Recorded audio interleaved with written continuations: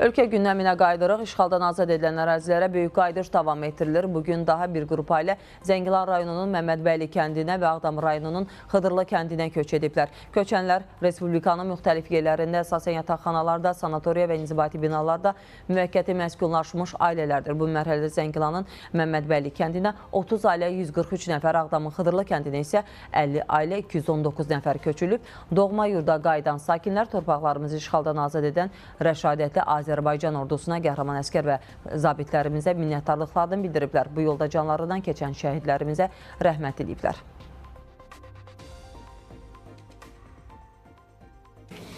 "32 ildən sonra Məmmədbəyli kəndinə qayıdırıq. Mən o kənddə doğulmuşam, böyümüşəm. Əmək fəaliyyətinə orada başlamışam. 34 yaşım var gələndə, amma indi 65 yaşın içindəyəm. Öz nəvələrimlə qayıdıram öz kəndimizə, öz övladımla. Biz çox gözəl sevinç hissləri yaşayırıq. Həm kədərlənli, həm sevinli. Torpağımıza qayıtdığımıza görə, vətənimizə getdiyimizə görə. Şükür bugünkü günümüzə ki, torpağımıza, vətənimizə, elimizə, obamıza, cəmaatımızla bir yerdə qayıdırıq. Orada həyat oradadır, yaşayış oradadır, gözəllik oradadır.